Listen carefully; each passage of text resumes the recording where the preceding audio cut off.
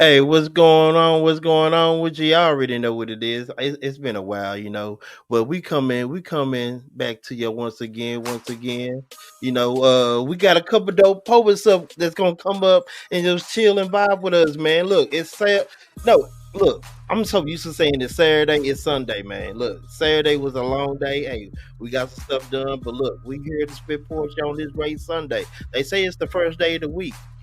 Some say it might be the seventh, but we're gonna debate that later. But we got some dope poets that's going on, and most of these poets, not say mostly, all these poets are in the Poetry Life League.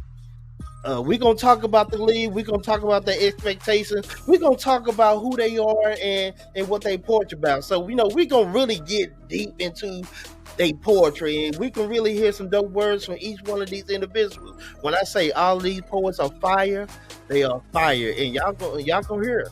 Y'all gonna hear it. We got Purpose, we got Case Fast, Allie the Poet, Shorty Rock. Hey, we rocking. Hey, we got a lot of poets, but I'm gonna bring up one poet real fast, man. I gotta hear his material real quick. So, I'm gonna bring up my boy Case Fast in the building, man. What's What's the going deal? What's on? the deal? Hey, what's going on with you, man? Let me go ahead and give you some applause for jumping on the stage, man. You know, first time coming on the stage, man. We appreciate you, man. Appreciate that. Appreciate that. So, man, let's get into your poetry. No, tell the people who you are, where you're from, and what you do, man. So, I'm K Spaz. I'm from Chicago, 26. Mm. I started writing poetry in sixth grade. I was able to take it serious in eighth grade. Do something called After School Matters out here in Chicago. Was able to really take it serious then. We did all original work. We did shows. We planned our own shows and stuff like that in the community and stuff. Um, I, Okay, s- okay. I did that uh, for like 5, 6 years. Uh, I ended up becoming an intern for it. Uh, Left. I stopped writing in like 2019 for real. Um, Mm. Actually, my biggest accomplishment so far was I got to perform in front of the Hamilton play. As it was a senior challenge, so I was able to perform on the stage, meet the cast, and be backstage with them. So that was dope. Two Hmm. thousand people with that one. Um, but yeah, um, started. I took a while off. And that's where some of my poetry come from, my newer experiences, and most Okay. of the rest of it just be like stuff, whatever I think about. But yeah, I got on stage January 1st this year, performed that Okay. for right about now, earlier in February. Plan on performing at the next one in June. So yeah, that's pretty much a quick rundown of me. Okay, okay. That's Case Pass, man. We got another poet coming up, man. We got Shorty Rock with me. Hey, what's going on, Shorty Rock? How you doing tonight, TK? Hi, K-Spaz. Hey, man. Tell the people who you are and where you're from and what you do. My name is Shorty Rock. I come out of North Carolina. Aggie Pride. I am a poet, a mother, and all around superwoman. That's it. Okay, okay, okay. That's Shorty Rock, man. We got Allie the poet, poetry, Allie poetry. Let me get that right. My bad. Don't kill me, man. Allie poetry. Welcome to the stage. How are you? Good, good. Thank you for having me. Happy to be here. Tell the people who you are and where you from and what you do. I am a poet from Ohio, small town Ohio. Mm, I am a wife, a mother. I would okay. say most of my poetry is erotic based, but I am, getting out of that groove a little bit more. So this Okay. the league and everything would be a great challenge for me. What Look, we about like you? challenges. Hey, challenges make you better. If you never challenge yourself, you never grow. Hey, that's one thing I know. But that's alley poetry, man. We got one more poet. One more poet that I want to grace the stage with. Purpose. We gonna bring Purpose up to the stage one time. Hey yo, Hey, what's going on? Hey, I love your name, Purpose. Thank you. We're gonna have to dive into why you chose that name, Purpose. But tell the people who you are, where you're from, and what you do. My name is Sherry Purpose Hall. I am from Kansas City, Missouri. I do arts and mental health. Yeah, that's it. That's what I do. Okay, man. These are the poets of Poetry Life Lee. Shout out to them. Shout out to them. Hey, man, we're going to get into some conversation. But before we get into some conversations, we got to hear from Case Pass, man. I've been hearing so much. Shorty Rock say, like, you one of the ones, man. So, man, I had to give you center stage, man, and let you go ahead and rock out one time. All right, thank you. How y'all doing? I'm gonna give y'all this piece. So what I got on is a hoodie from Pen Flow. I perform at Pen Flow every Wednesday. I can get y'all their Instagram page so y'all will be able to tap in with us on Wednesday. They have a topic that they release 30 minutes before we supposed to meet up. We only perform what we write based on the topic that was given. So this particular week, it was puppet, and this was my presentation on it. And I just titled it Puppet. Hey, come here, nigga. Better yet, hey, shorty, check it out. I need you to do me a favor. Just give me your brain. Appreciate it, soldier. Hey, y'all, we got us another one. Let's clap it up for Sir No Brain, because that's his name. Now, nigga, I need you to understand this. From this day on, you will never be the same nigga. Anything you say can and will be under my control. So when I tell you to jump, just jump. Don't ask how high. Don't look down and don't look up. Just know it's going to feel like you flying, but I got you. This is no longer a favor. This is a lifelong commitment, marriage. Only difference, there's no pen, nor ink, or paper for you to sign on. No dotted lines. It's so soulful how you just became so soulless by giving me your fucking brain. Now, this is a contract. And the only way for you to get out is to die. And I'm not going to let that happen so quick. So before you do that, let's get rich. See, I give you a platform to expose your face in exchange for the nickel and dime hustle. Then without warning, boom, boom, then. And without thought, it's nothing for me to make you jump to go get them. You can't even think, damn, if I throw away my shot, you perform good enough in these streets and I may come and get you, but no guarantee. Remember, you gave your brain to me and think about this. Damn, dummy, you can't. I would say the broad you got giving me brain too, but she ain't even got it, so it's just mouth. I'll come get you out. You started praying. Salute. And for what? Because lean is not on your understanding, but more on how you can't operate without me. Because when I move, you move.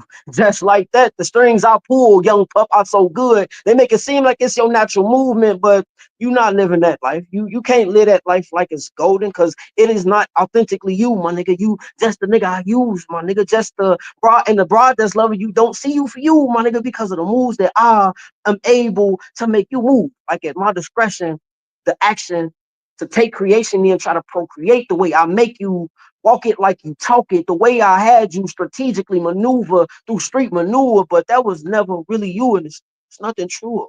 So remember that I brought you in this world, and I'll take you up with no strings attached. That's peace. Man, that's fire. Appreciate it. That was fire. That's okay. I see what she's talking about. I see what she's talking about, man. You know, Shorty Rock, you was telling the truth. Hold on, let me get some applause. Let's get some cheers in here, man. You know, look, that was fire. Thank you. That was fire, man. Look, so let's get into you real quick. Y'all can unmute, man. Let's have a little conversation real quick, man. You know, so what submitted you to be a poet? In 6th grade, the very first piece I wrote was it was an IM. Mm-hmm. I'm about to be 27. I don't remember what the fuck I wrote then, but when the response that I got from it, that everybody was like, "Man, that was raw. I like that." People was telling me I should do that, so I kept at it. And when I had started the After School Matters program, uh, I started off as what they call sleeping giant. Mm-hmm.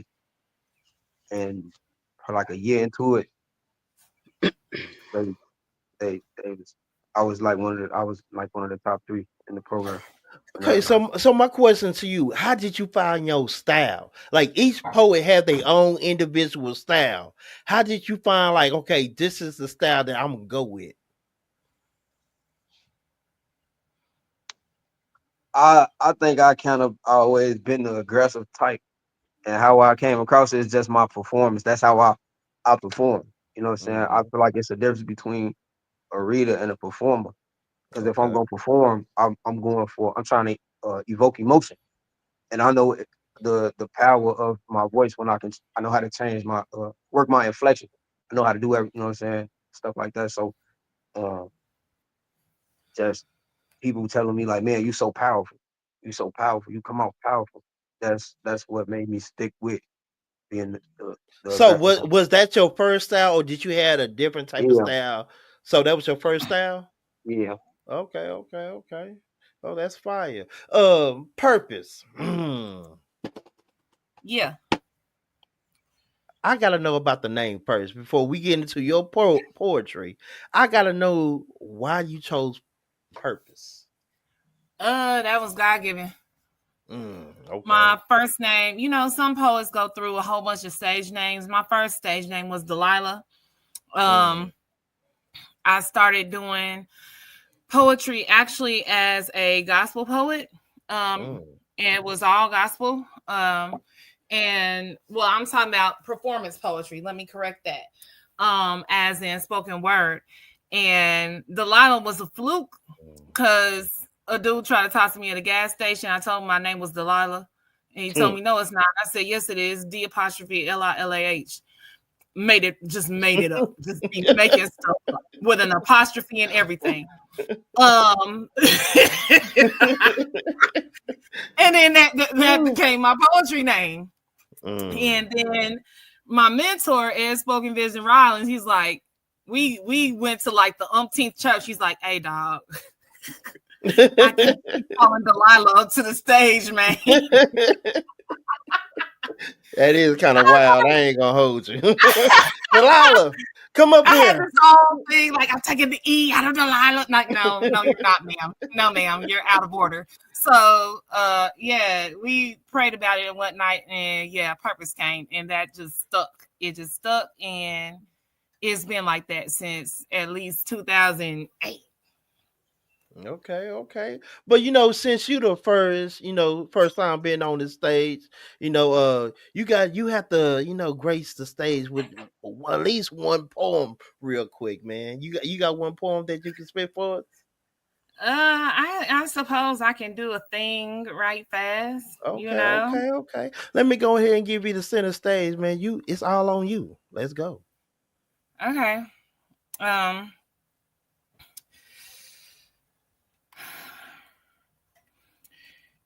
If you have never loved an emotionally unavailable person, I mean, have you even loved? Like, have you ever? You old, normal, non-abusive love people ain't got my love. My love is Sunday morning. I'm not tired yet. Lifted hands of praise with hellfire and brimstone in return. My love is Timex, timeless. Takes a licking and keeps on ticking. My love is kiss me and I'll kiss you back. Smack me and I'll take you back. Abandon me and I'll still be here. Ever present, like God. Exhausting. Because I am not God, but this emotionally unavailable person wants to see how far I can stretch. Asks me to keep on reaching and reaching, never reaping the reward of being in touch. Do you even love if you have only ever loved people that never hurt you? Vow to never hurt you again and actually keep promises. Do you even love if your self-worth hasn't been scattered and you still trying to put it back together without trauma bonding? Do you even love if you don't know if you are holding on to your self-image or broken promises? If you are not able to cut a stake with your serrated heart, your hardened heart has broken enough to become the tool of change in another. Your heart is metamorphic, and after being mined, is used as the marble floor they walk all over, and they just want you to clear the slate like automatically, like they ain't pressed you under fire, made you jump through hoops of fire. My love language is obstacle course, jungle, survival of the fittest, but I ain't fit enough for this. I told myself never again, but I'm still here. Said I was leaving after the last time my heart was bombed, raided, but my love is roaches, getting stomped on and still getting pregnant. My love is roaches, scattering at the light, retreating into the darkness. My love is roaches, flamed up in smoke till ash and disintegrated, leaving me depleted in my love a high. My love is started from the bottom, and now it's still a bottom. But here y'all all in love, loving the idea of love, lovers are. And here I am questioning love and me and it and my future in it. And maybe you don't know how to love. And maybe I don't know how to love. And maybe we ain't so different, or maybe we are very different, because I know what my love is, but you fully know what real love isn't.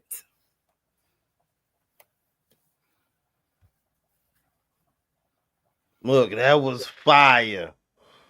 Look, if you only can see my facial expressions behind the scenes, like, hold on, let me look. Let's get some. Yeah, let's turn up one time, man. You know, let's turn up one time. She went off. Man, off is not even. Can you turn something beyond off? Like you went off. Who told you to spit like that? Like. Go. You say my love language is an obstacle course? You was saying, look, you was in so many pockets. Like then you had a switch where you just turned it on, and it was like fire. I appreciate that. Fire. Let's get into that. How you find your style? Let's talk about your style. How did you find your style, your rhythm, your flow? I still don't think I have, to be quite honest. I don't like to be pigeonholed into anything. I love styles. I love form. I like to study. I'm a geek, and I write things out of the abundance of knowledge and study, right? So even in the last poem, it's a geeky poem, right? Because I'm up here talking about metamorphic rocks and foolishness like this. Like you know what I'm saying? Like I can spit something totally different in a different way. So I like to keep it fresh for me, but I don't like to be like anybody else, if that makes sense. Right. I don't want it to be boring. It's definitely not boring. It's definitely not boring. It's from point A to point Z. Like you kept my attention from point A to point. It wasn't no drop off. It wasn't no let off. Like you was spazzing. Spaz, she was spazzing. Look, man, we got a poet I want to bring up to the stage, man. Poet without apology. Hey, what's going on with you, man? Hey, how we doing? Hey, we up here speaking poetry, spitting poetry. You know how we do it on the weekends.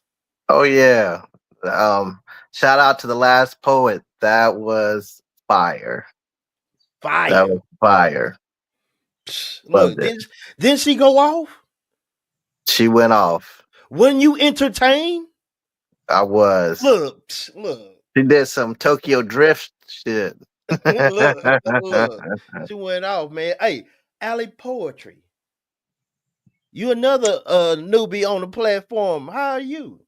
Yes, I'm doing good. That was amazing. She said, I think I can do a little something. That was a big something. Look, big something. Big flex. You know, she was in that big flex. And hey, look, I enjoyed it. Like, that was fire. Man, yeah. So look, let's get into Alley Poetry. Hi, okay. How you doing? I'm doing good. Look, So, how did you get into poetry, or how did poetry find you? It started in 8th grade in junior high, in my English class writing, and my teacher put me in a group or a competition called Power of the Pen. And so from there, I didn't win or anything, but from there, I gravitated towards writing, and it's always been a great stress reliever for me. So Okay, that's why I okay, do it. okay. So, do you feel like there's any growth then from you started and the where you at now, like for as your pen, your writing, your creativity? Oh, for sure. There's been so much growth, and Mhm. one of the things I do on Facebook, I have a group called Allie's Ink Pen, and we do prompts every day, usually to a picture, or sometimes I'll throw out a different prompt. But that group, the participation is amazing, and just reading and writing every day has helped just grow my pen every day. It's just learning new things, learning how to say new things. I love the challenges. Okay, okay, okay. So, man, look, I need to hear one of those poems you got. You got one ready for me? I do, Or I for do. not just for me, for us. You have one ready for us. Oh, where'd she Yes, go? I do. Yes, I Okay, do. okay, okay, okay. All Look, let me go ahead and give you center stage and let you go ahead and rock the mic one time. Alley right. Poetry, it's on you. Okay, here we go.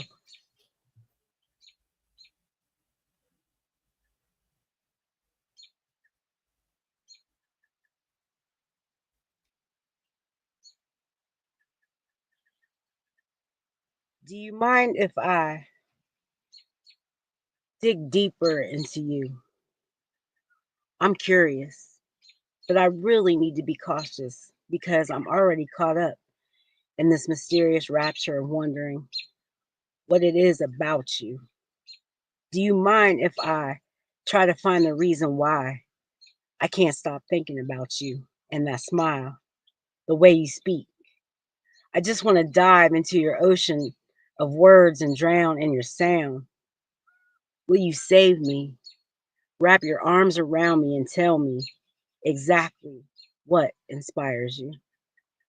Because when I read you, I need you to understand that I really feel you and the way you compose my heartbeat to make the sweetest sounds. Do you mind if I star in your next poem and sit amongst your thoughts? Watch as you make love in the life with just one press of the tip of your pen. The creation, your art is everything I want to know about you. Do you mind if I ask you why you write? And if you are a poet, what do you call yourself? Do you mind if I find out for myself? The person behind the name? Will you show me? In peace. Let's go. Let's go. Hey, I like your calmness. Hey, man, let me get to the applause real quick, man. Let me get to the applause real quick, man. I can't get there fast enough. Yeah, hey, shout out to Alley Poetry. Shout out to Alley Poetry Fire. Thank you. Thank you. So, question: what be going through your mind when you write? Like, what place do you be at when you just sit down? Like, okay, I'm gonna write this piece.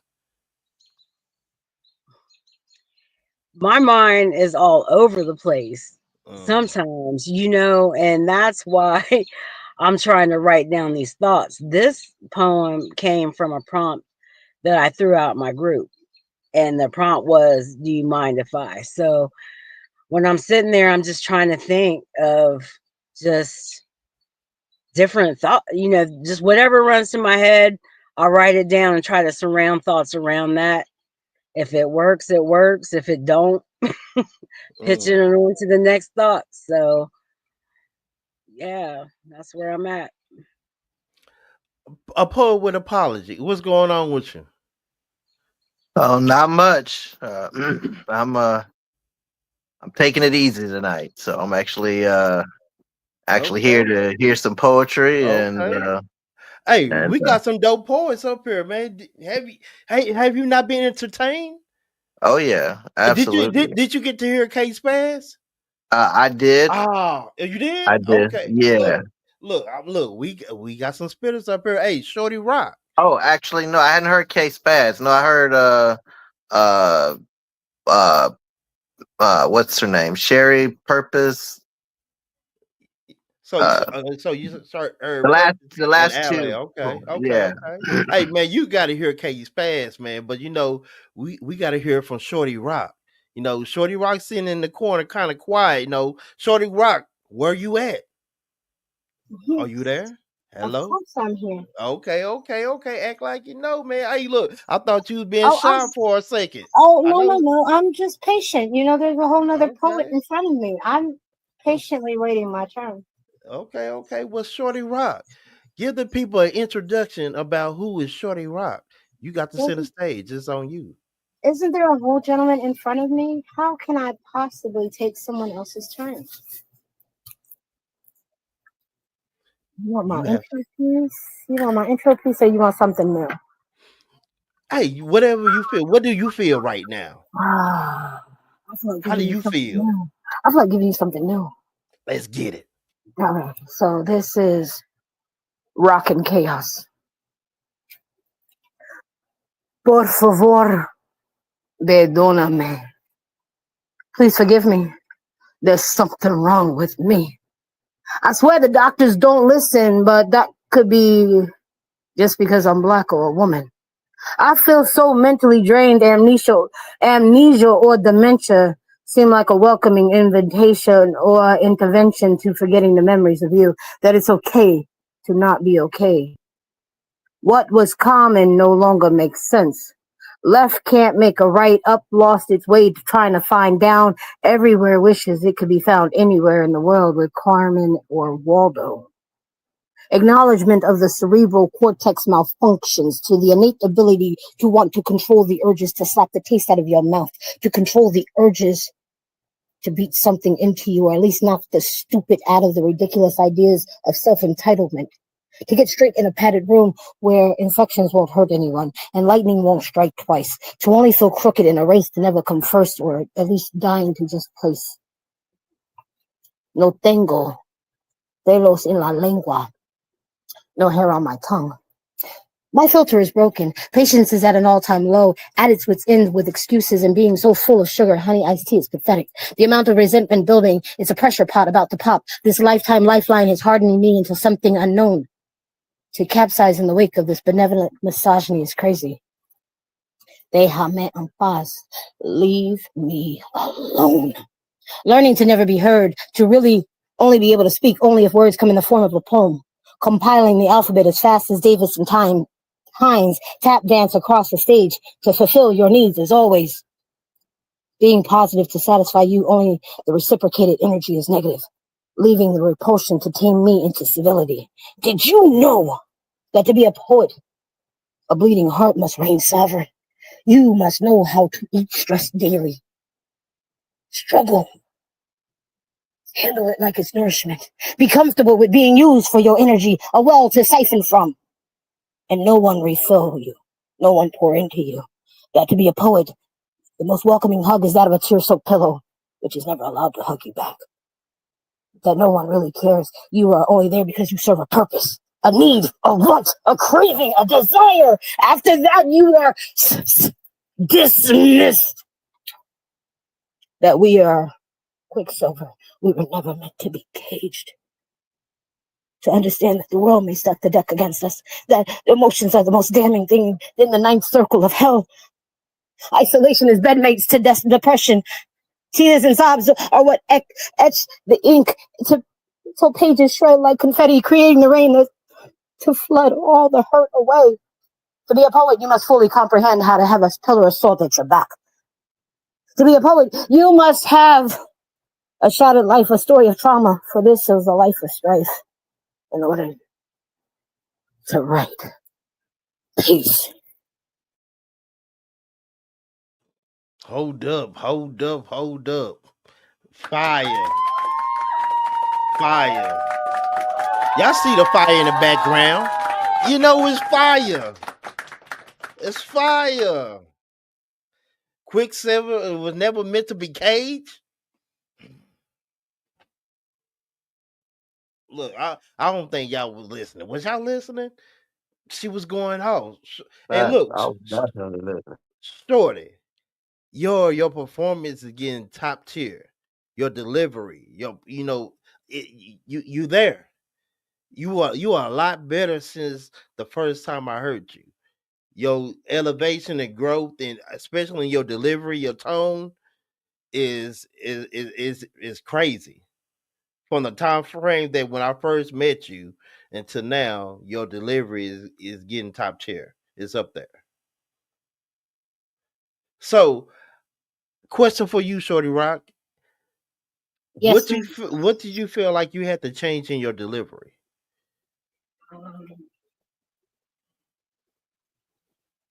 I'm just that angry. I'm saying I just felt like I expanded and just went everywhere. I just learned how to play with my pen. I let my pen have more freedom. Okay. So look, I learned how to trust my pen. I learned how to trust me. I learned how to let go. That's all I had to do. Stop thinking so much. Look, and that is a good question that I have for y'all.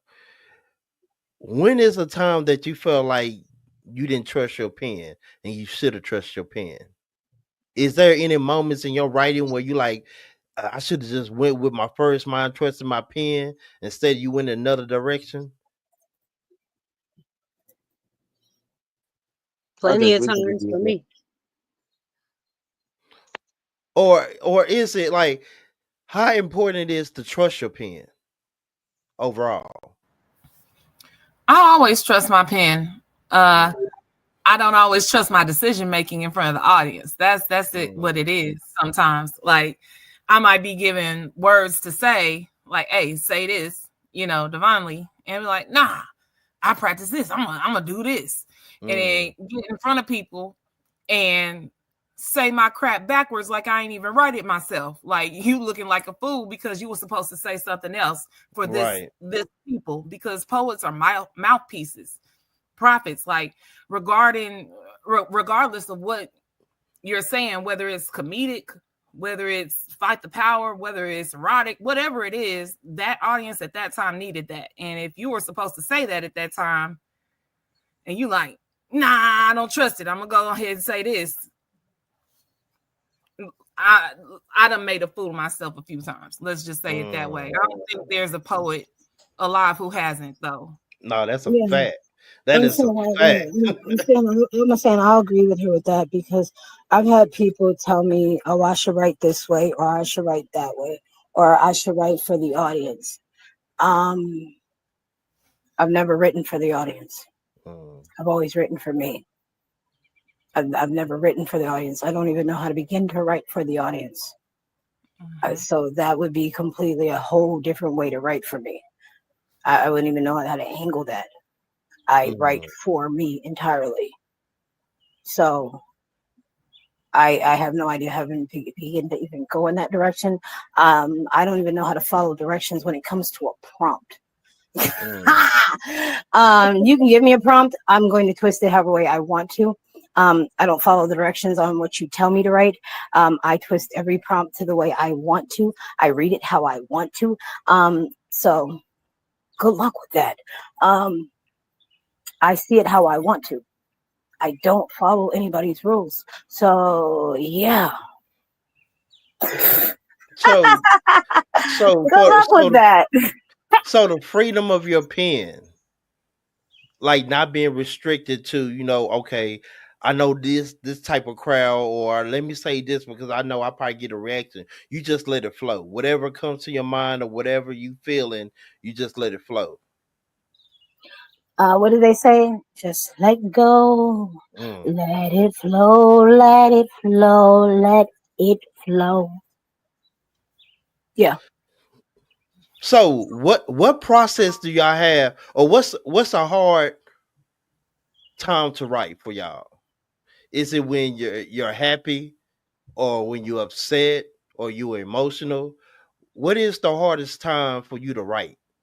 What emotion is hard for you to just like buckle down and write? I don't think I got an emotion that'll keep me from writing. I think my emotions nowadays do more encouragement from writing.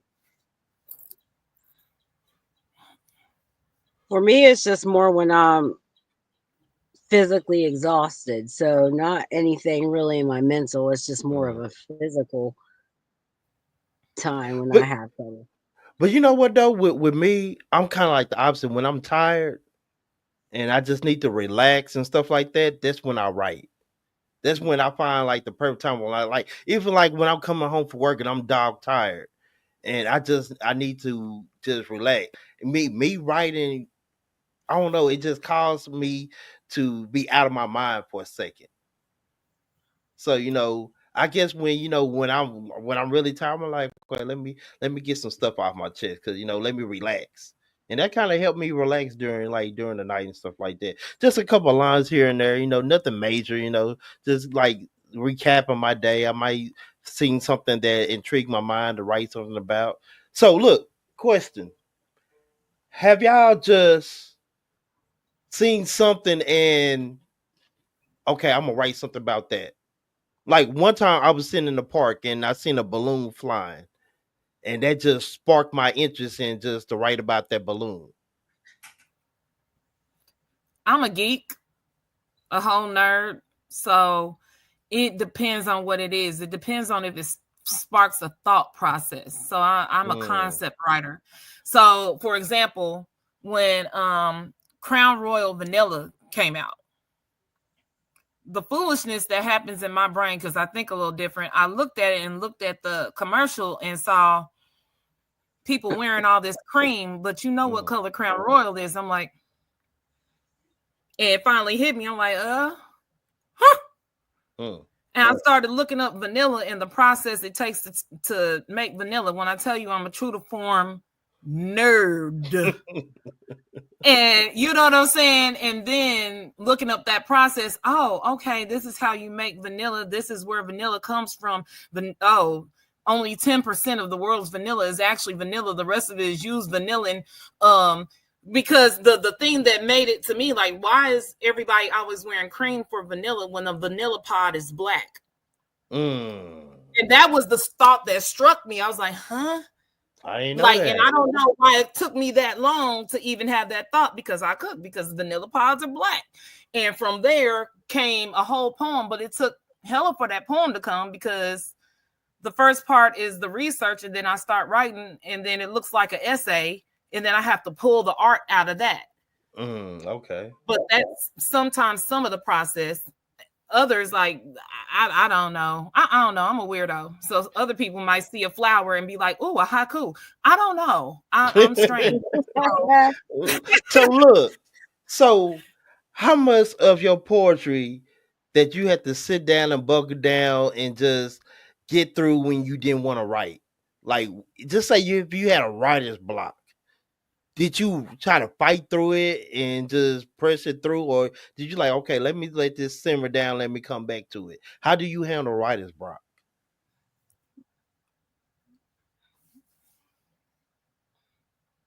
I do instrumental music. Anything with a saxophone, anything with a guitar. No words.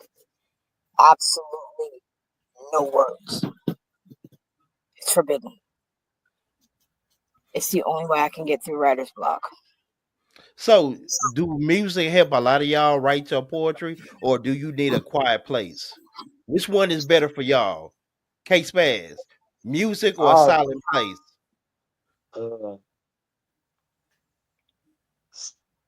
Silent place. Silent place. Why? Because when like I don't a lot of the times I don't hear music that's related to what I be writing about. So, you know what I'm saying? Sometimes music, they give me lines when I can reference the song, but Okay.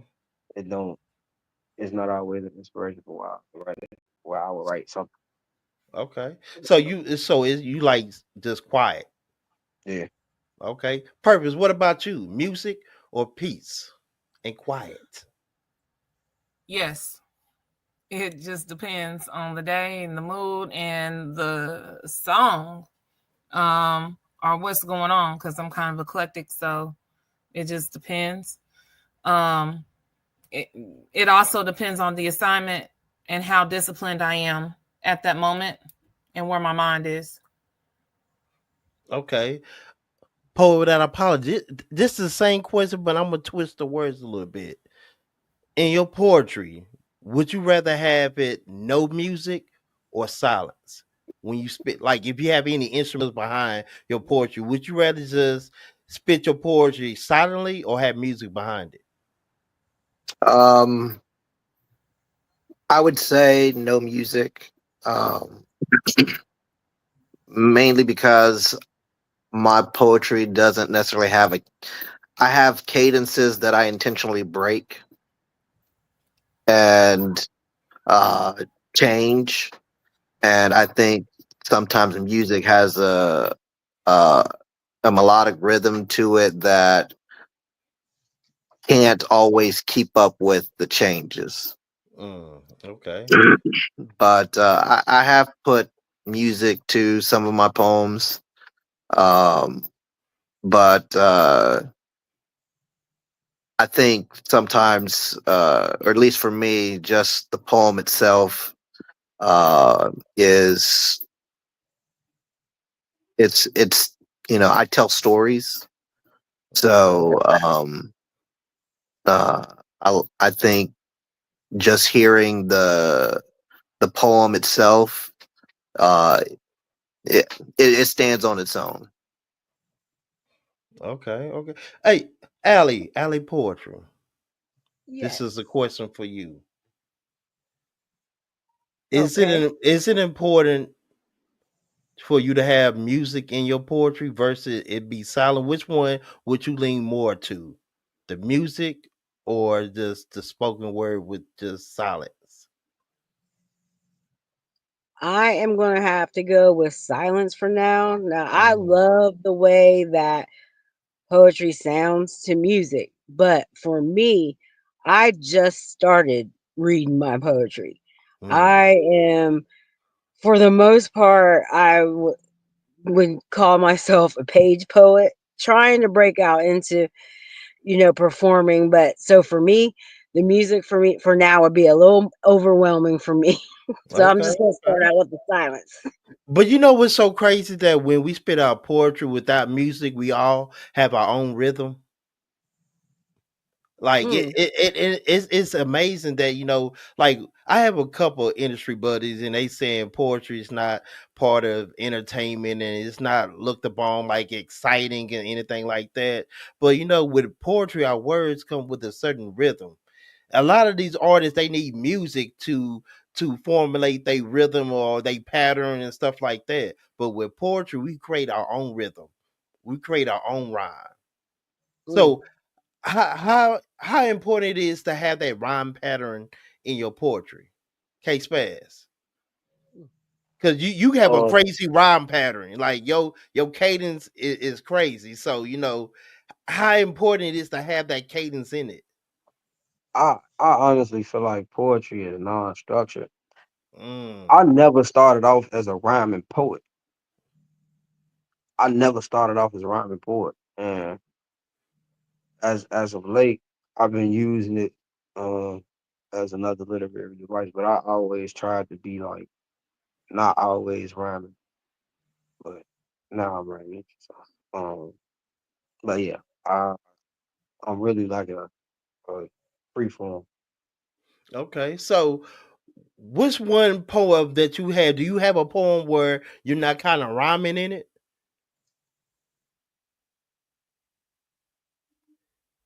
Cause sometimes I go through certain lines where I'm not rhyming, I'm just really talking really heavy, and it's not really rhyming, but it's about making points.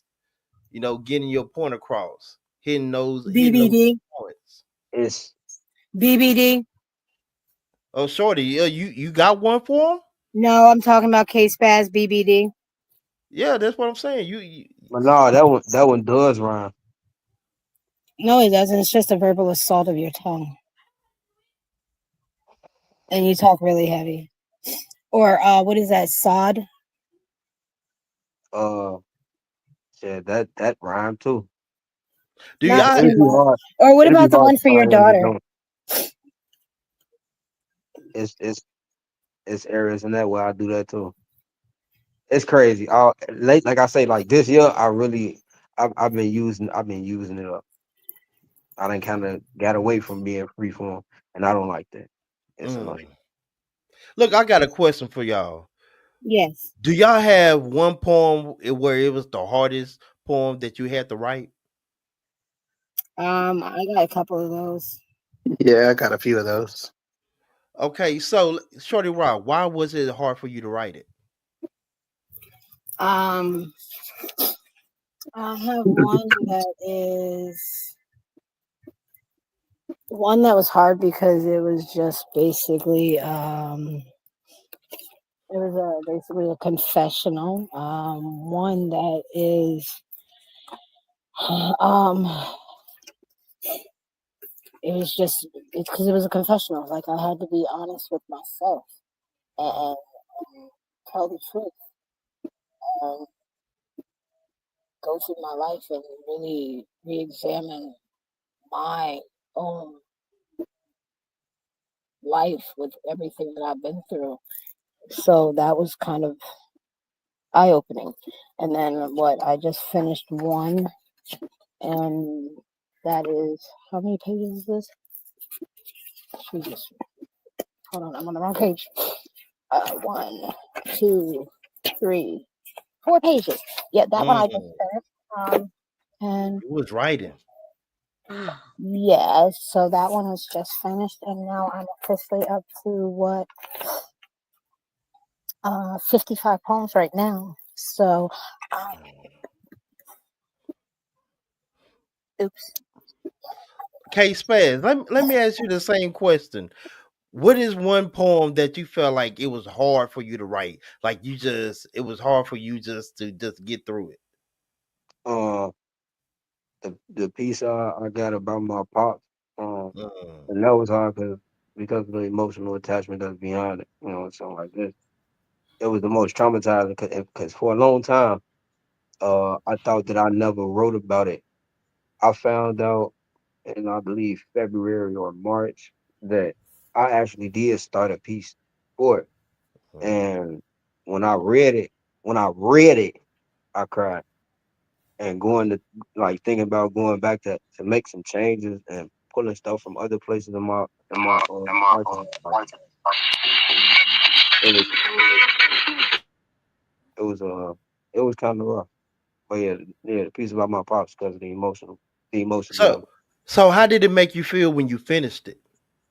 I don't even think I personally don't feel like it's finished, and I ain't gonna lie. Mm, And when I think about that, I be like, damn, bro, 'cause it's like I want this to be like my most memorable piece. Out of mm, anything people hear from me, I want this piece to be the most immaculate piece of work ever made. And that's why I mm. feel like I'm gonna forever be like, man, no, this ain't good enough. Purpose. I'm gonna ask you the same question. What is the hardest poem that you had to write through? Um, I don't have one hardest. I have a few Mm, because uh, I write about such serious subject matter. I've only recently been able to write more lighter poetry, comedic poetry, more variants. But like me writing about doing activism, writing domestic violence, molestation. I recently wrote about, Black women and parents and suicide. mm, You know, I need to hear that. I need to hear that one. I need to hear like that one. all of that kind of stuff. Those, it's not just the subject matter, but the personal attached to it. Like even the molestation one was my the real experience of me being in the birthing room with my goddaughter and her having PTSD. You know what I'm saying? While she's trying to push a child out. And I had to write that, but it took me over a year to be able to say it outside. But I knew it had to be said. And now, even to today, I don't say that poem outside until something gets pulled on me to say it. And every time I say it outside, somebody comes up to me and discloses. They say, like, hey, I just told my parents that I was molested. I just, thank you for saying that. But it's such a heavy poem, even right now, to say that I know that I said it for a reason. I got permission to say it and all that stuff, but it was heavy to write, heavy to memorize. I could only recite it to one person inside of a car in the dark. You know what I'm saying? The first time, and then put it away for a year. Like it's wild. Look, those pieces, like Shorty Rock, you heard the one that I said was hard for me to write, and I can tell you when I got done with it, it was like a big burden lifted off of me. And just to say, like, Purpose, when you said people come up to you and tell you, how it affect them and stuff like that, or yeah, me too. That's why I say as poets, we have a very important job as writers. Because what we write about, it shines a light on other people. And it liberates other people to figure out, okay, if she got through it, I can get through it too as well. But just think about if you never wrote that piece. Those people that you connected with would never even got that chance to hear that and connect with your poetry. Like, and that's why I'm saying, like, with us, we have to write. We have to get our material out there because there's people that are going to resonate to you and be like, yeah, I feel like this person understands me. I didn't have people, coming to me like, I feel like in your poetry, you understand me. And we start having a conversation, start talking and stuff like that. And this is like our poetry. That's why I call it poetry life, because poetry changed people's lives, knowingly or unknowingly. There, Kate Spaz, when you go up there and you talk your talk, there's people connecting with you. There's people that's like, man, like he talking to my soul. We kind of like pastors and preachers up there. And I got a request, if K-Spaz wouldn't mind checking his email before we leave. I got a request if he could practice that one and try to read it to me before he leaves. Okay. Oh, we got requests in the building. know. But that's got to come off with a real attitude, like real disrespectful type attitude. Like, go fuck yourself attitude. So look, I'm gonna ask a question. Everyone, do everyone on here got at least one other poem that they can spit real quick? Oh, bet. Okay. There's plenty more. Where they come from? Okay. We do this all night on the TikTok. We do this all night. Okay. So look, I'm gonna go ahead and jump it off and start it off, man.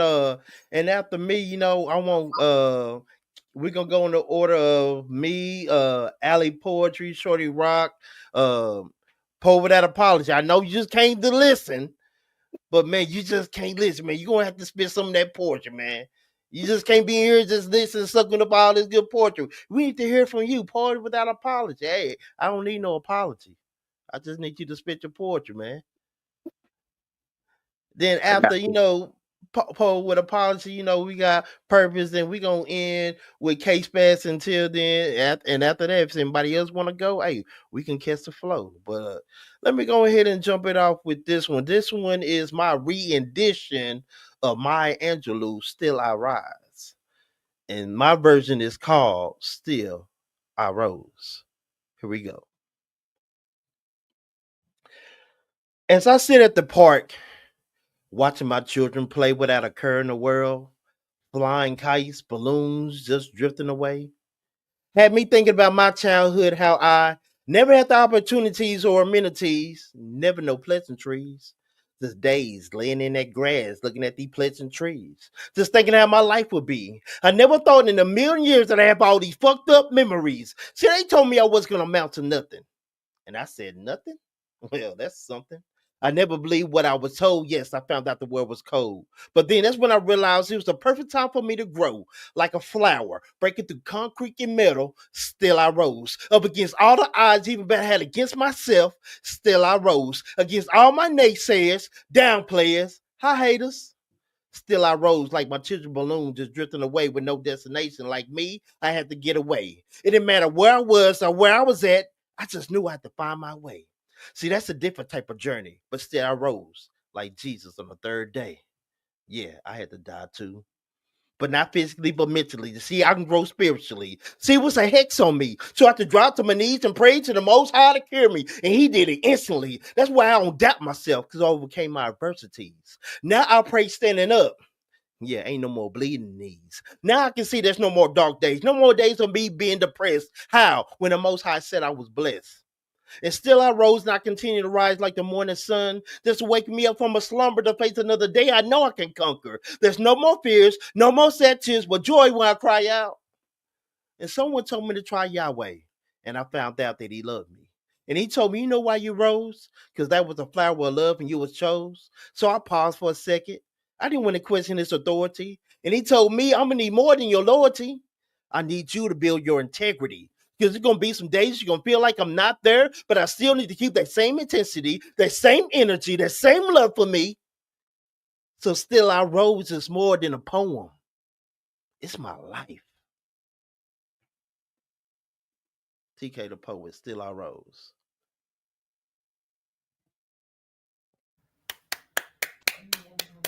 Nice. Appreciate it, appreciate it, Yeah, appreciate it. Still I get that rose. man, get that man a little. Look, let me go ahead Uh, and find it real quick, man. Hold up, yeah, man. Let me give myself a little applause real quick, man. Hold yeah, up, you got man. that guy. Let me they just a little bit. Hey, man, give me some more. Come on, come on, come on. Give me some more applause. Yeah, okay, okay. We lit, we lit, we back lit, man. I can't Yeah, hear man. from But that was still our rose, man. But alley poetry. I know you got some more poetry. I do. I have Hey, something man. else. Look, let me go ahead and give you this in the stage and before you go ahead and rock out one time. Alley poetry, it's on you. All right.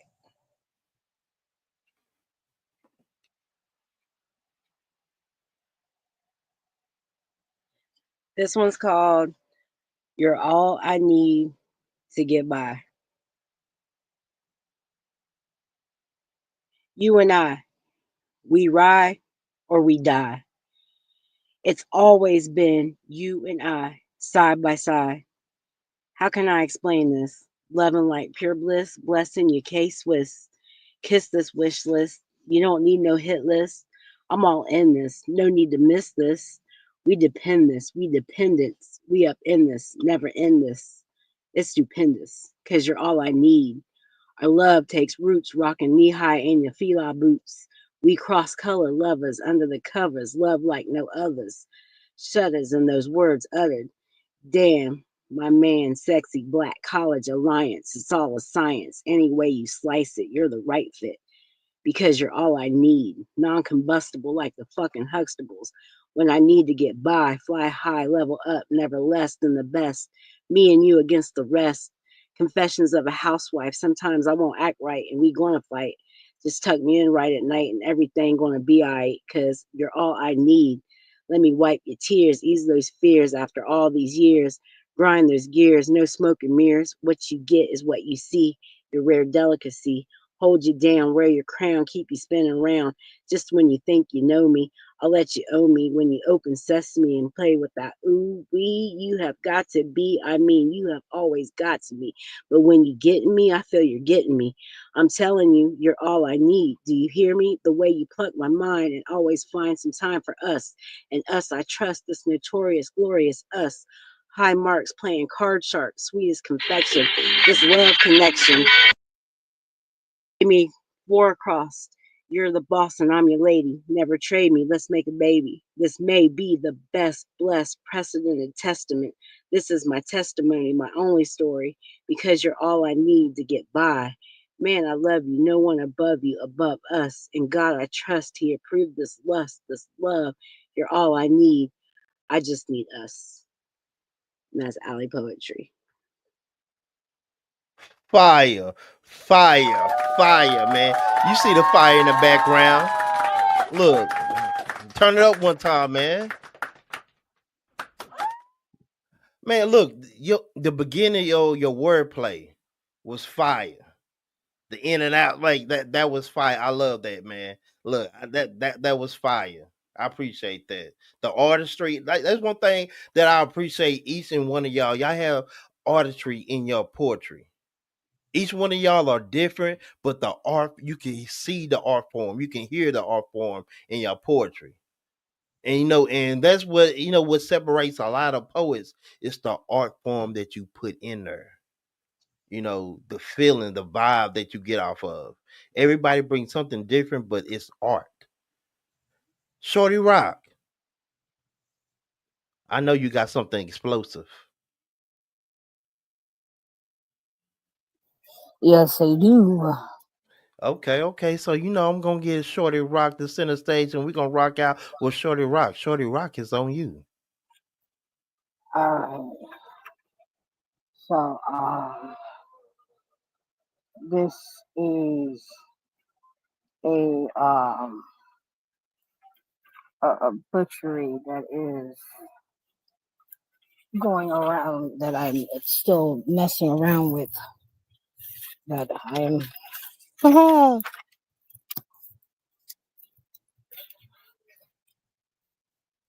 Okay. All right. Take that line out. All right. Let's see if this works out. Poet versus rapper.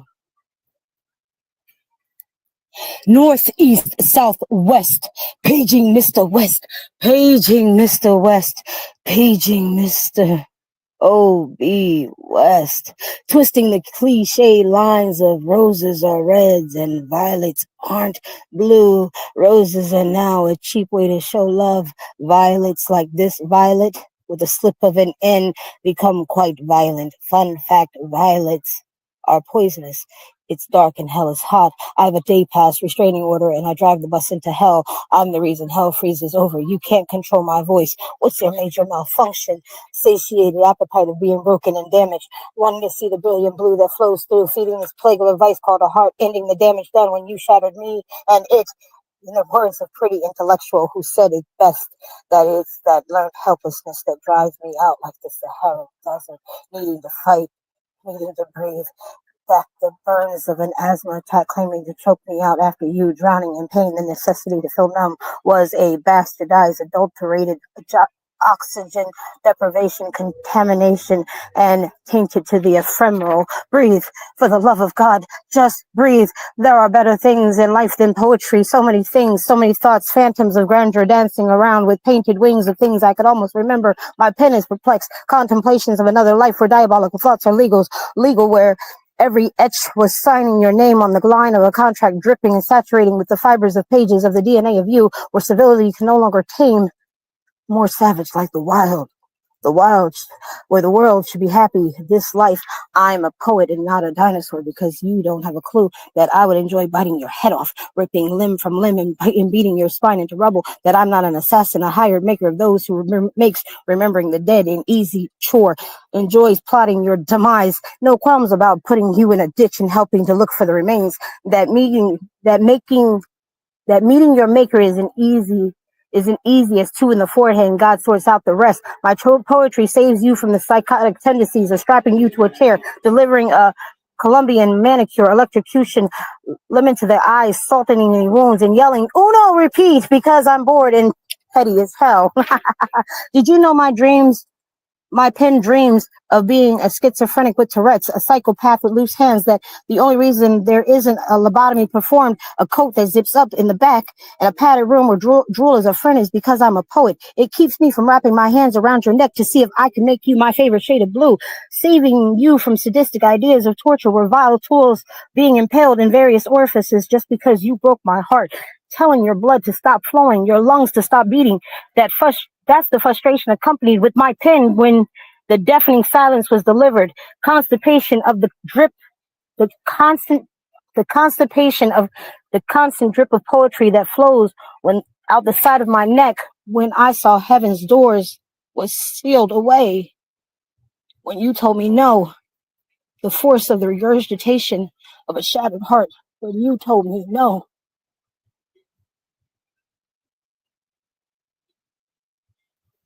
Peace.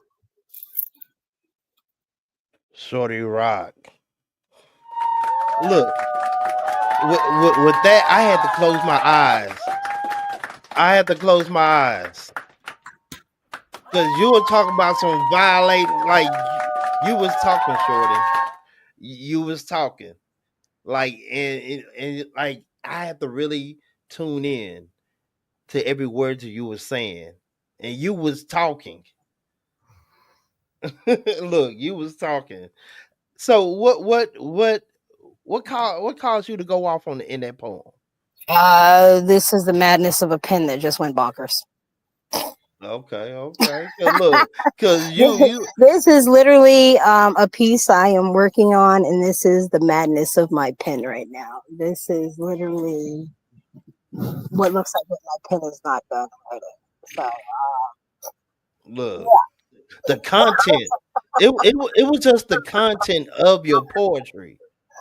Like, this is what looks like when a poem is not finished. So look, you guys got to see the madness. look, that was fire, man. Poet with apology. Hey, it's on you, man. You know what you gotta do. You know, you gotta go ahead, get center stage, and show them people why you do not apologize. Let's go. This is called Postcards. My friend is a field of dreams filled with cheesy pickup lines, pickup trucks, rides, and bonfires. His heart is all heritage, no hate. I am his token black friend. He says I carry too much of the past with me. He tells me white people are tired of this and tired of having to prove they aren't racist. He then points to the ghettos, gang violence, and rap music. He says we aren't even helping ourselves. I ask him, when did he start to see me this way? He says, well, you're different. He has never felt the weight, pain, or struggle of walking around in dark skin. It's like playing Medal of Honor on hard mode all the time, but you only have one life, half the health, no armor, and honor is something you might not get even if you win. Today he is troubled. First thing he says to me, you know, my grandfather wasn't racist, but he lays down 4 postcards he found among his grandfather's treasures after he died. In protective sleeves like baseball cards, on each card is a collection of white men in Sunday best, button-up shirts, ties, creased slacks, standing around black men burnt and smoking. They're dangling like Christmas ornaments. Trees look so pretty when completely lit. But black men couldn't stay lit long enough to light a whole tree. They found themselves always replacing candles. I tell them about the first time I saw a noose for real and up close was 7th grade, how they told me it was a joke. My friend says he can't imagine that still happening, but Mississippi hung Frederick Carter in 2010, Lennon Lacey, North Carolina, 2014, Ben Kita, Washington, 2016. An 8-year-old was hung in New Hampshire in 2017. I tell him society may have given us the chance for equality, but intolerance has been passed down from father to son like my mother's recipes and your family cookbooks, but you choose to still serve Jim Crow at your dinner table. He seems to still struggle with connecting the dots from outright hatred to invisible bigotry, so I help him. He touching my foot, smiling. I'm hanging in postcard 1.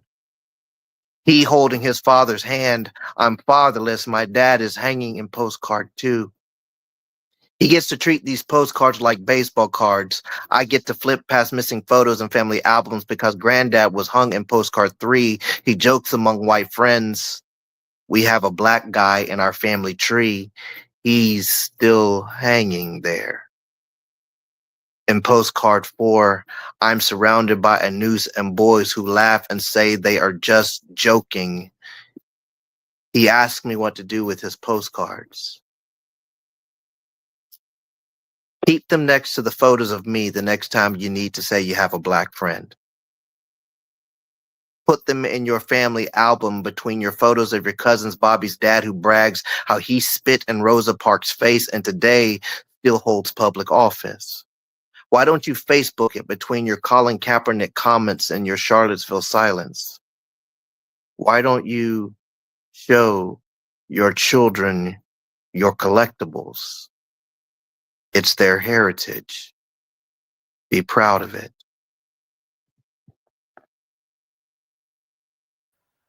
Whew. When I tell you, hold on, we gotta get this straight. Hold on, man. Get some more claps, man. Hold on, get some more claps in this thing. That's a standing ovation. Like, you rather serve Jim Crow at your dinner table? Did you say that? I throw my pen at you, man. Like, look, Purpose. Did you hear him? Did you hear him? Can we run it back? Look, I'm with you. Can we run it back? That he's you're a writer. Look, Amazing. look. Can you run it back? Look.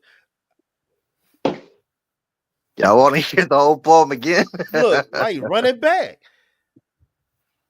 All right. We will rewind. So, From the top. from the top.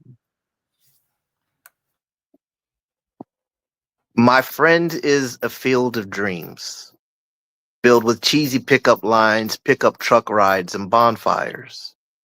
His heart is all heritage, no hate. I am his token black friend. He says I carry too much of the past with me. He tells me white people are tired of this and tired of having to prove they aren't racist. He then points to the ghettos, gang violence, and rap music. He says, we aren't even helping ourselves. I ask him, when did he start to see me this way? He says, well, you're different. He has never felt the weight, pain, or struggle of walking around in dark skin. It's like playing Medal of Honor on hard mode all the time, but you only have one life, half the health, no armor, and honor is something you might not get even if you win. Today he is troubled. First thing he says to me, you know, my grandfather, he wasn't racist, but he lays down 4 postcards he found among his grandfather's treasures after he died. In protective sleeves like baseball cards, on each card is a collection of white men in Sunday best, button-up shirts, ties, creased slacks, standing around black men burnt and smoking. They're dangling like Christmas ornaments. Trees look so pretty when completely lit, but black men couldn't stay lit long enough to light a whole tree. They found themselves always replacing candles. I tell them about the first time I saw a noose for real and up close was 7th grade, how they told me it was a joke. My friend says he can't imagine that still happening. But Mississippi hung Frederick Carter in 2010, Lennon Lacey, North Carolina, 2014, Ben Keita, Washington, 2016, an 8-year-old was hung in New Hampshire, 2017. I tell him society may have given us the chance for equality, but intolerance has been passed down from father to son, like my mother's recipes and your family cookbooks, but you still choose to serve Jim's Crow at your dinner table. He seems to still struggle with connecting the dots from outright hatred to invisible bigotry, so I help him. He touching my foot, smiling. I'm hanging in postcard 1. He's holding his father's hand. I'm fatherless. My dad is hanging in postcard 2. He gets to treat these postcards like baseball cards. I get to flip past missing photos and family albums because granddad was hung in postcard 3. He jokes among white friends. We have a black guy in our family tree. He's still hanging there. In postcard 4, I'm surrounded by a noose and boys who laugh and joke in the 7th grade. He asked me what to do with his postcards. Keep them next to photos of me the next time you need to say you have a black friend. Why don't you put them in your family album between your photos of your cousin Bobby's dad who brags how he spit in Rosa Parks' face and today still holds public office? Why don't you Facebook it between your Colin Kaepernick comments and your Charlottesville silence? Why don't you show your children your collectibles? It's their heritage. Be proud of it. Man, we have a black guy in our family tree, and he's talk to him. That's how you talk. Look, that would look. I learned some things that's why I'm saying like research is important. Like I didn't know in 2017 they were still hanging niggas. I didn't know in 2010 or 2012, 2015 they were still doing this. Yeah. That's insane. Oh. Like that poem was deep. Look, that yeah, that's one of the ones that need to be on all major platforms. Everybody, people need to hear that, and that's why I'm saying as poets we have a very important job. Like people need to hear that. Millions of people need to hear that poem. You know what? We're gonna try to get it there though, man. I ain't gonna hold you. We're gonna get it there, man. We're gonna get the multitude of people to hear that poem because you was talking. What made you write that piece? So that was a conversation I wish I'd had with my friend. But no, a true story. He found some lynching postcards in his grandfather's belongings, and he asked me what should he do with them. And we always had these conversations that went back and forth about like he was always trying to give the past a pass. And it was like, I think in some way he felt if I told him it was okay, then he would be okay. And I wasn't going to give him a pass. Look,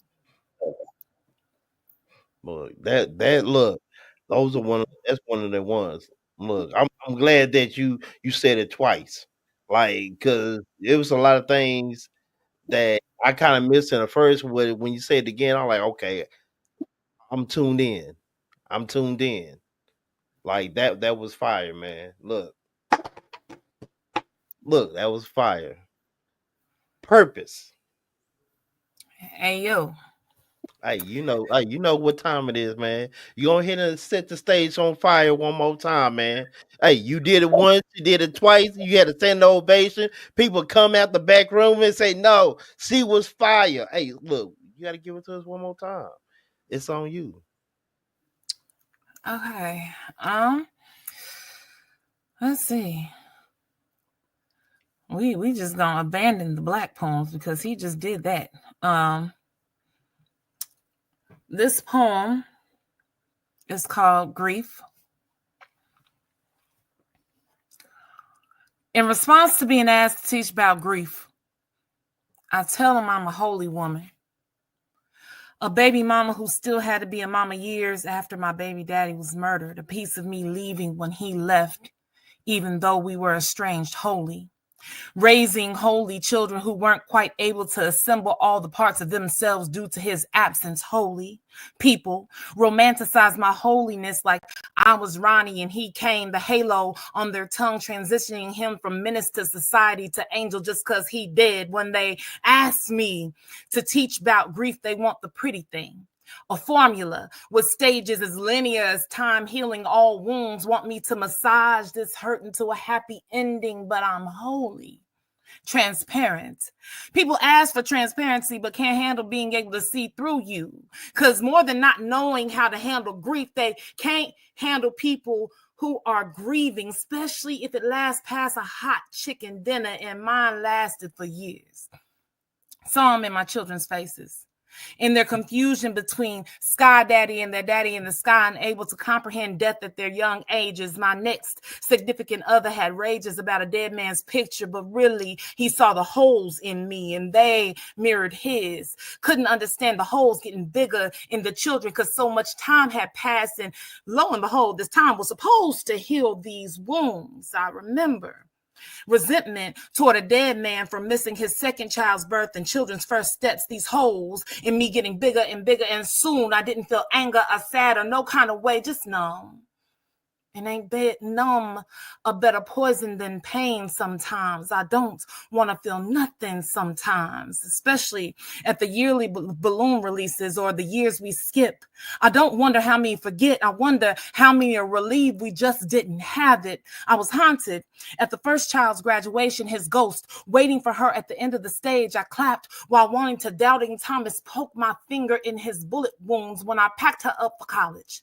I thought he would be there, so I waited, but his ghost didn't show up, so I was alone, tired and infuriated all over again 17 years later at a dead person, because the middle child misses a father she never met, cries while wearing his face, being called by his name. That's some kind of a dead ringer, because my youngest, whose father is living, tries to understand, grieves a father, a man in active recovery from addiction, who grieves the loss of his family and himself to himself, an inception of holes, holy, because they don't have to die for you to grieve, because it's not just me grieving, because I couldn't be drunk like other folks at the repast, couldn't disappear in bottles and pills all these years, raising grieving holy children as a walking womb, becoming scab to hold my own shit together. These were the things that time was supposed to heal, but grief is not a wound, it is a roommate that I do time with, and every day I decide which one of us gonna eat, because ain't enough of me for both of us, and if I let it, it'd make me so holy, I'd end up in heaven. Grief would consume me till there were only bones left to bury, then find my children and finish the job. So I had no choice but to conquer. And the only way to conquer is to rise up with all my grief-bitten, hollowed holes, fill them up with gratitude, and keep on living.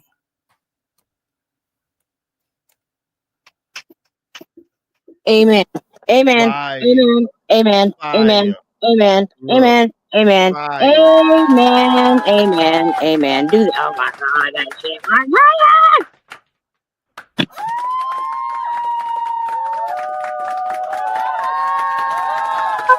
My darling basement fire. That was fire. Those 5 calories, I say calories, the 5 categories that we have in our justice system. We changed one of the categories. We changed wittiness to impact, because we kind of figure wittiness and penmanship kind of go together. So we just tied that together, and we just created impact. So look, penmanship, fire, impact, fire, believability, fire, substance, fire, delivery, fire. What are we talking about? I'm gonna keep it $1 with you. I almost fell out my chair. I ain't gonna hold you. I was trying to sit up so fast, I almost fell out my chair. I'm like, you was going. You was going. Look, that was fire. Look, look, come on. Y'all come off of mute. Y'all gotta look. Give her flowers. God damn. Look. Hey, Listen, I don't know how flowers. Fire. I'm trying to figure out if there's a stage left. So TK, we're gonna have to make sure the stage is made of titanium and stuff, because Look. apparently we gonna be burning that damn thing down several times over. We gonna have to have several fire extinguishers. We're gonna have to make sure the sprinkler system is set up, because we plan on setting napalm to this shit several times over. Okay. Look, what got into y'all And today? we need to make sure our uniforms are fire retardant too. Look, look, Yeah, we gonna have to make sure we got some fire gear on the side, because look, we apparently, look. yeah, we gonna need to make sure a lot of fire crews are on the side, because we plan to set fire to a lot of shit.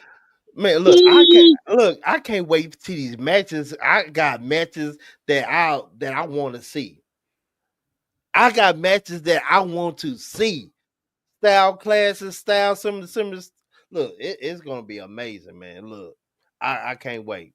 July 12th.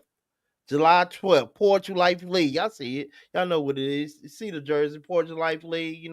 We here, y'all, it, we here, man. Hey, we started something new, something great, something omnificent, something ain't never been done in poetry history. Look, we the league. We the league.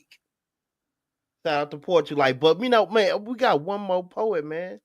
One more poet, K Spaz, man. What's up with you, man? what's the deal, man? Look, man, I say the best for last, man. Man, look, man. Go Oh, ahead and spit that fire, man. Look, I know you got it, man. man, Look. don't Hey, do me like that. poet without apology. He said he didn't hear you. Hey, he said he didn't hear you. Hey, we here. I'm gonna go ahead and give you center stage, man. Let you go ahead and rock out, man. Uh, this y'all hot tonight. This piece titled um, I'm still trying to. It's titled Sundown. Title that. Uh, I start off. It's a trigger piece, possibly. Start off with a piece of Strange Fruit, but here it is. Southern trees bear strange fruit, blood on the leaves and blood at the root, black bodies swinging in the southern breeze, strange fruit hanging from the poplar tree. And I'm afraid to remind my son that the sun activates the melanin in his skin and it makes him shine so bright that it infuriates people who look different from him. Let alone him being so intelligent would only heighten a threat that he doesn't even pose. But because strange fruit is popular, they'd love to have him hanging and displayed like a raisin in the sun. And many black people have already been laid in sunlight in sundown towns, and I refuse to hear that my son has been put down. The new lynching is now publicized for the world to see. It's black boys, girls, men, and women being slain in the street pavement, flirting with the sun heat, and builds a relationship with the melanin skin that it starts to melt, or their knees a noose making one with our necks, even though we say, I can't breathe. I can't breathe. They feel the fact that even though we are able to utter a word in distress, that it's progress from when they had knots around our neck. Son, your hands can be up as if you're reaching for God and they will still send you. Son, the sun is up in the daytime to shine bright on what the oppressors are pushing, and still somehow they say, I was blinded by the light. But look at Emmett Till. Just look at Emmett Till. Just look at.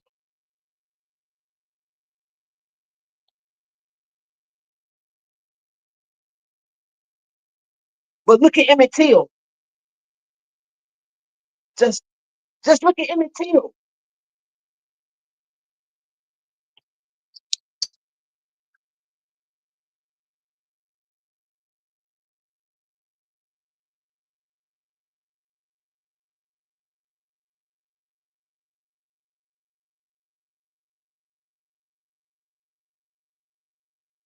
I think he got a call in the middle of his poem, y'all. But Yeah, hold on, man. Do I you got want a to finish call. that piece? Do you want to finish that piece?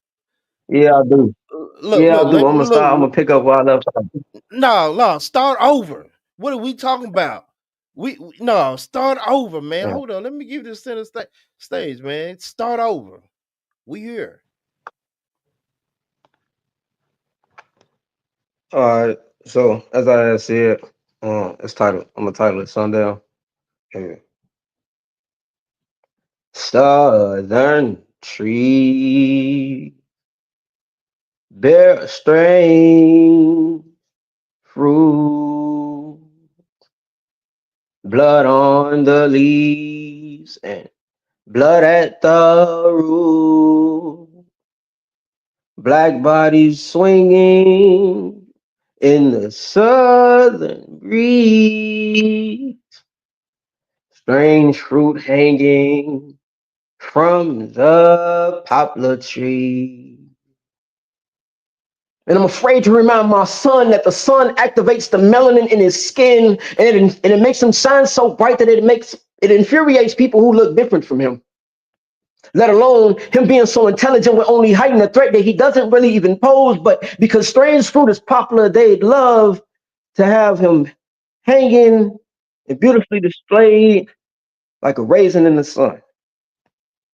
And many black people have already been laid in sunlight in sundown towns, but I refuse to hear that my son has been put down. The new lynching is now publicized for the world to see. It's black boys, girls, men, and women being slain in the streets, pavement, flirting with the sun. Heat builds a relationship with that melanin skin that it's melting. Their knees, a noose making one with our necks. And even though we say, I can't breathe, I can't breathe, they'll feel the fact that even though we're able to utter a word in distress, it's progress from when they had knots around our necks. Son, your hands can be up as if you're reaching for God and they will still send you. Son, the sun is up in the daytime to shine bright light on the bullshit that oppressors are pushing today, yet some people still get blinded by the light.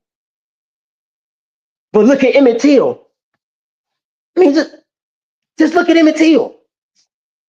Just look at Emmett until you can't anymore. My son, I can't imagine you being gunned down. And Pops was taught to not say what I can't do because that makes you not a man. But son, I cannot have you be the next victim of society's biggest gang in America, who serve us the coldest splatters of injustice, of the ones who protect their chest with Kevlar vests and bombard our beautifully black skin with raging bullets. Son, I have nightmares of myself running to a scene, hysterical, shattered, defeated, losing my mind and possibly all of my faith in God at the sight of my baby boy crucified in the streets. And I'm reaching out like, Kyson, no. Kyson, no. They done killed my boy. They done killed my boy.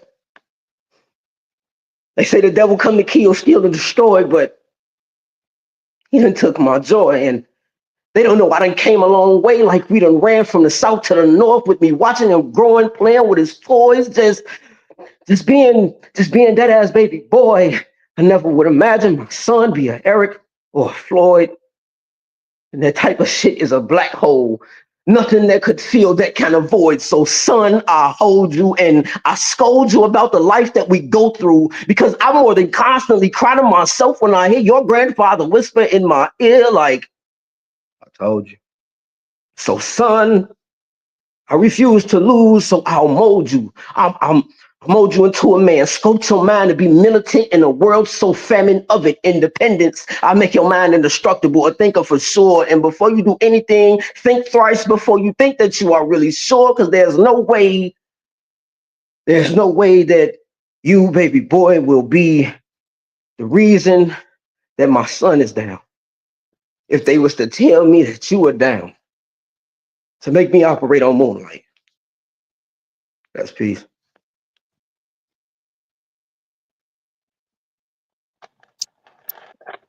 Fire. Fire. Let's give it up for him. Give it up.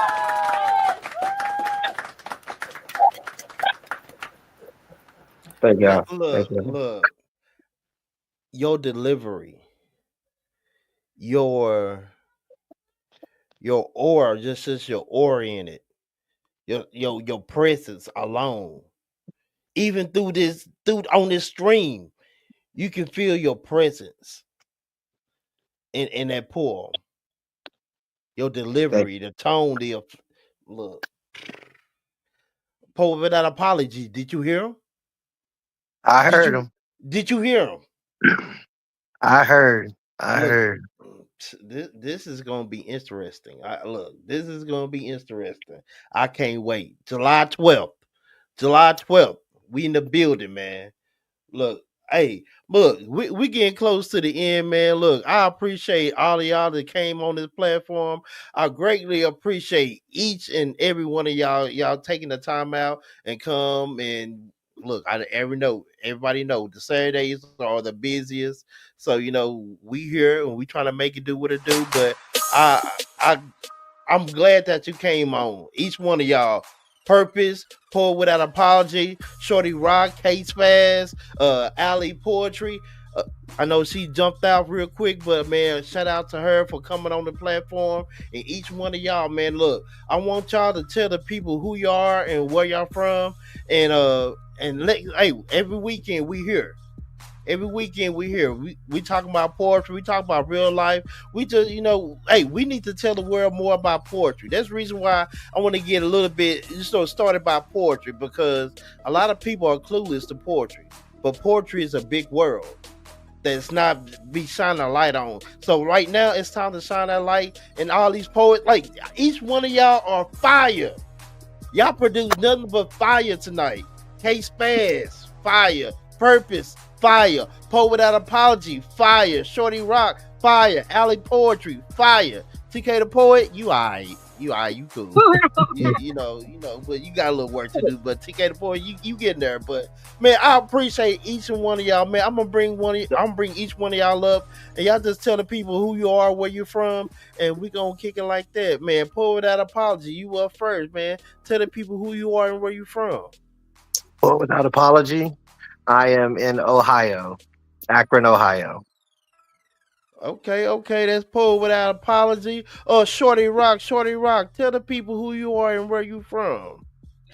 I am Shorty Rock. I'm out of North Carolina. If you want to follow me, you can find me on Instagram at Poet Shorty Rock, on YouTube under the same tag, Facebook same tag. Obviously, you see my Cash App. Feel free to support a girl. I am trying to get published. Thank you. That is Shorty Rock. Next, we have Purpose, man. Tell the people who you are and where you from. This is Purpose. I am from Kansas City, Missouri. You can follow me or find me either on all the platforms, either at Purpose Spoken or at Spoken Purpose. That's Facebook, Instagram, TikTok, Snapchat, whatever. Man, that's Purpose. We have Case Spaz. Man, go ahead and spaz out, because you've been spazzing out, man. Go ahead and spaz out, man. I'm Case Spaz. I'm from Chicago. If you want to follow me, you can find me on TikTok and Instagram at _Case Spaz. That's KSPAZZ. And it's only one underscore. So. Man, that's K-Spaz, man. You know, appreciate you coming on here, man. And y'all already know who I am, man. That's TK the Poet. You already know it, so you ain't got a quote. And if I spoke it, you already know what that means. Y'all wrote it. And plus, it's Poetry Life League. Hey, y'all get ready for this. It's going to be exciting. We got 24 electrifying poets that's in here. They going to battle each other. 23 matches for a whole season. Then after the season, we're going to usher into the playoffs. The best 16 poets with the best record will go into the playoffs. Then at the end of the playoffs, here come the championship. The champion of Poetry Life. Who would that be? Who's going to be the last four there to stand on that stage and collect that $3,000? Man, who's going to be crowned champion of Poetry Life, man? It's going down July 12th. We here. Hey, look, I ain't got to say too much, man, but y'all already know what it is. It's TK the Poet. We out of here, man. Hey, follow us.